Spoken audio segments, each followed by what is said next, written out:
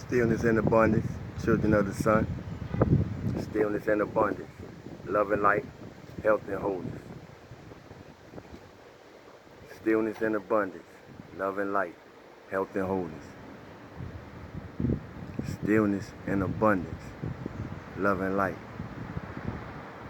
health and wholeness in the highest magnetic frequency of the universe. Peace and power to everyone. Soul control and cosmic conscious family collective and soul tribe. Hope everybody in the highest frequency possible.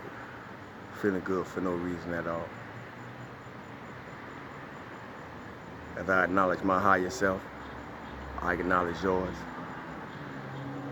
As I acknowledge my spirit guides and angelic team, I acknowledge yours. Of the highest order, that is. As I acknowledge my ancestors, I acknowledge yours. Of the highest order, that is. Ashe. Stillness and abundance, love and light, health and wholeness.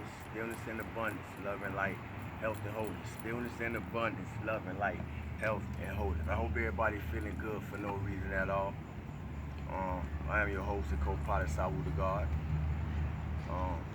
I'm in the divine frequency and magnetic attraction of happiness. I feel good for no reason at all. Today is a day to feel good. Every day is a day. Is a good day. All you gotta do is feel good in it. Stop by the drop of fruit juice.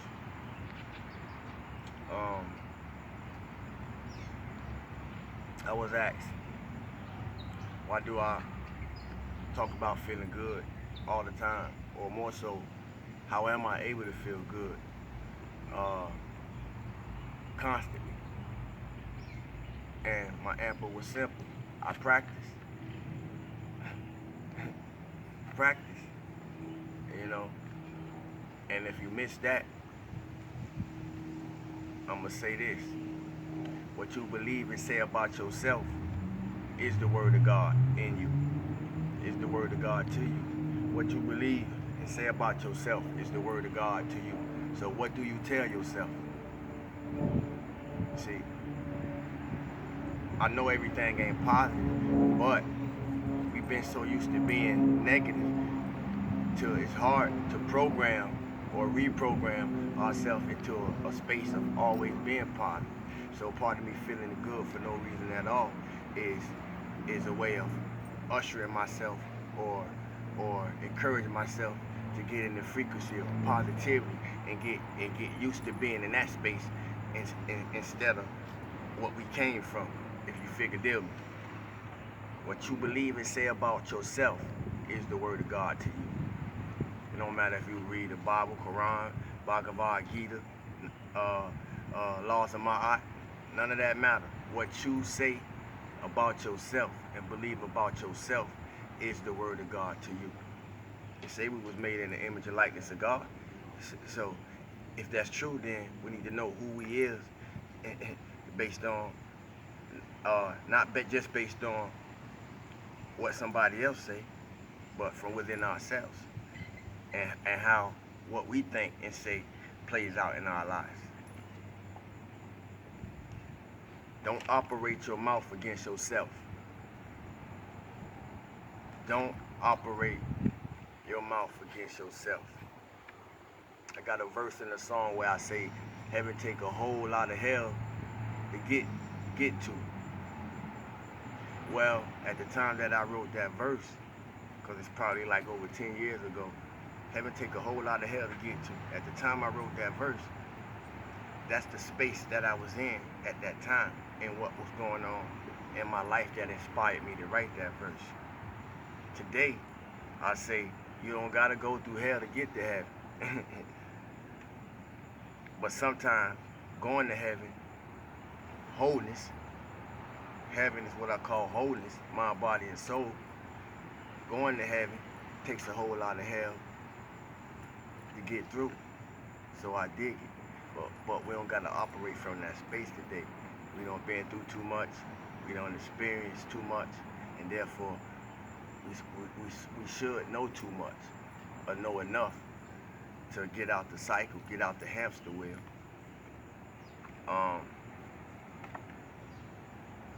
We need to understand the power behind the words we use. I like to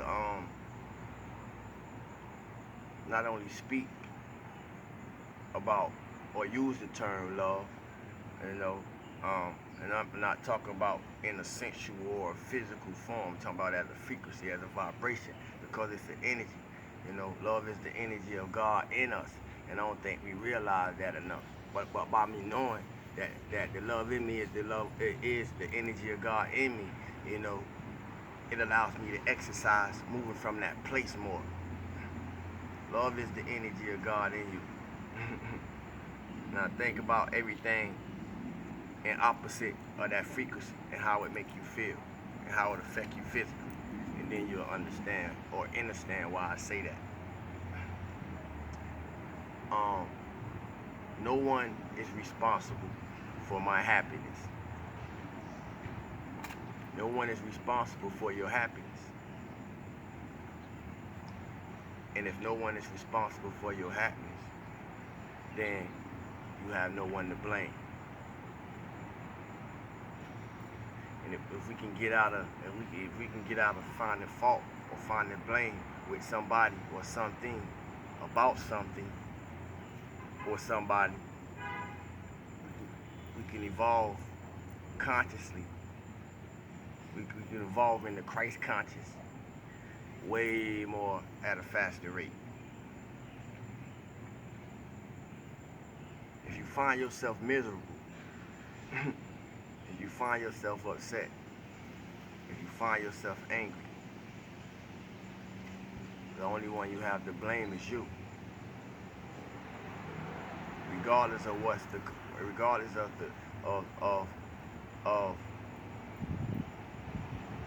the supposed cause.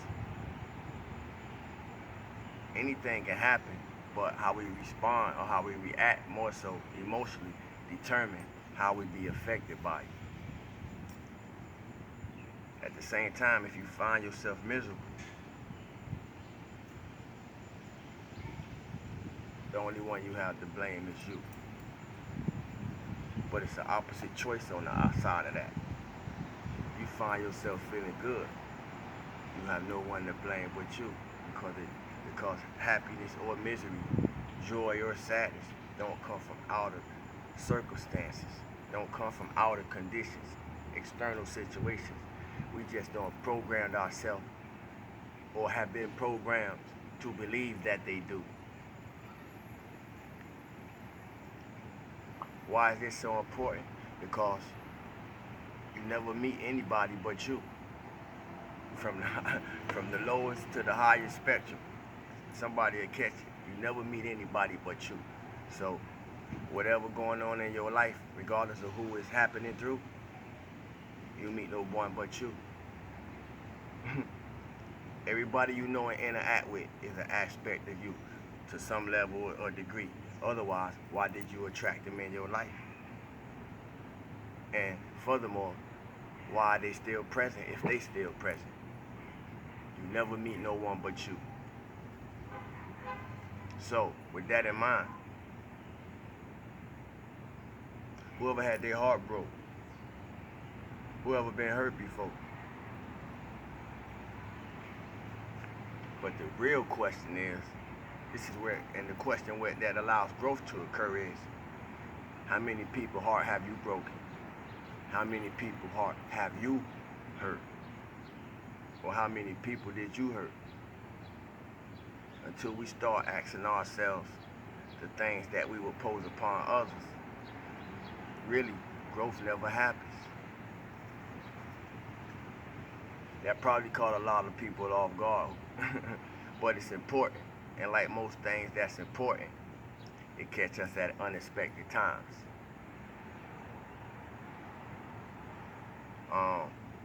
Pain catches us at unexpected times. Luck catches us at unexpected times. You see? So it is no giving. It's just about the vibration. And it's levels to anything, so it's levels to pain and it's levels to happiness. I'm gonna say it again. It's levels to everything, so it's levels to pain and it's levels to happiness.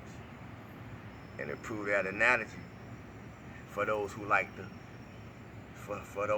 use the things that they suffered through as a victory statement, you'll see them debate against each other about who suffered the most to get the way they at. And to me, all of them a bunch of damn fools. Somebody will catch it. My point is, we position ourselves in this play of life. A lot of us hard-headed, pain freaks, you know, what I just described.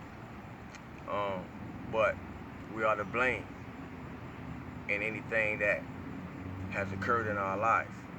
And for anything to change, we are to blame, not no one else. We are to blame. You are responsible for how your life unfolds. And the necessary experiences will appear through the necessary people. But you never meet no one but you. We are attracting what we are all the time.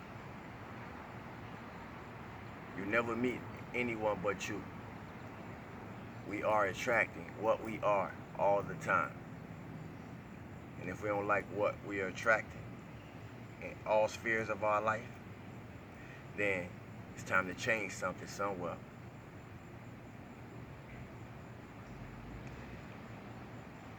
I could still be angry about a lot of things. I could still be bitter about a lot of things.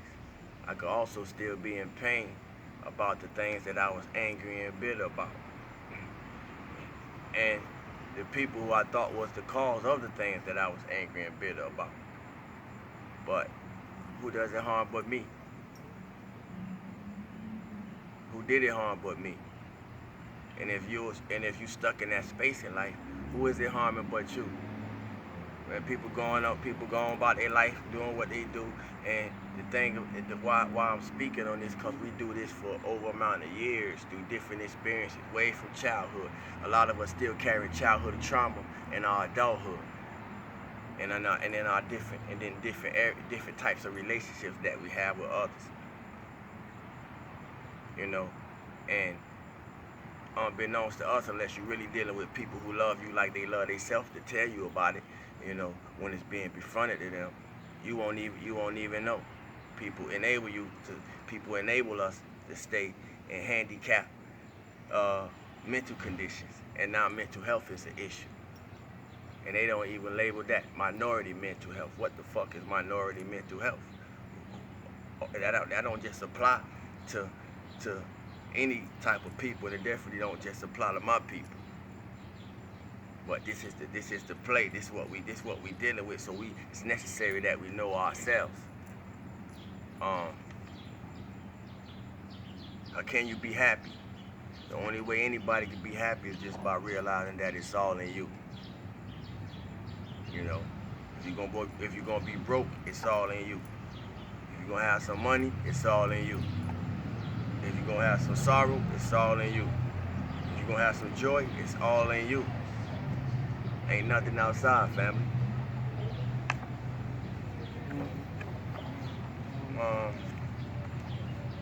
A lie is still a lie to the truth.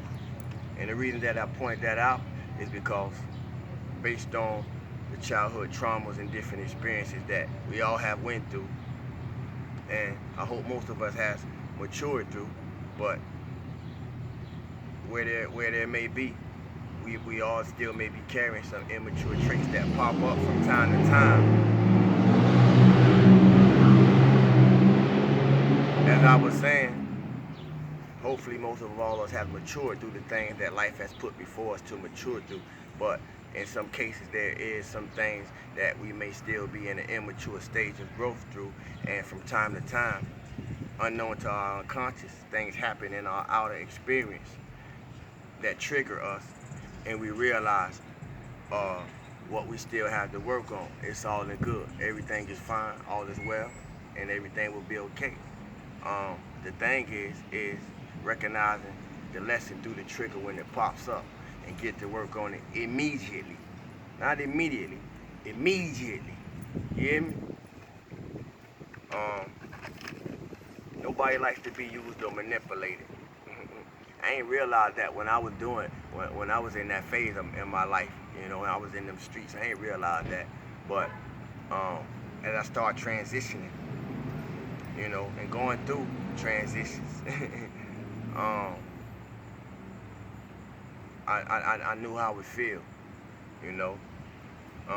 How has deceit or manipulation affected you? What has your deceit and manipulation caused to others? Are you more able to see behind the way people present themselves due to how we manipulate energy? Whether it's for good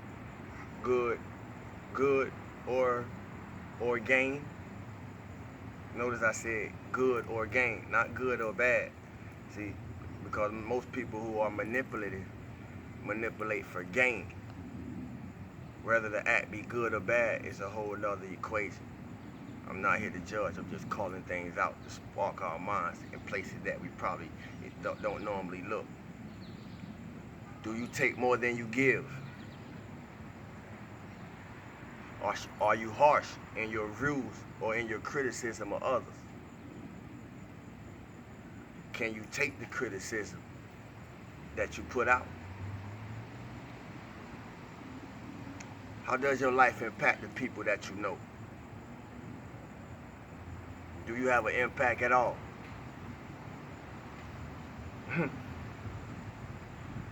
Are you genuine in character to the people you interact with? Meaning, are you a gaslighter? Are you a yes man? Are you a cheerleader? Or do you just go with the grain, not to cause conflict when you know you may disagree inside? Is that you?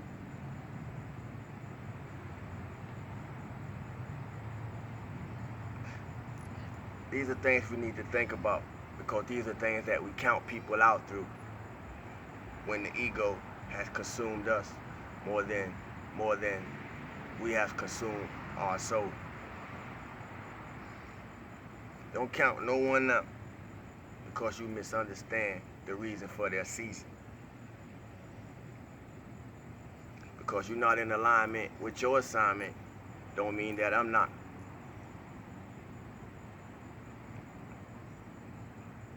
Spiritually aware people bring forth their season and their time because they start with themselves.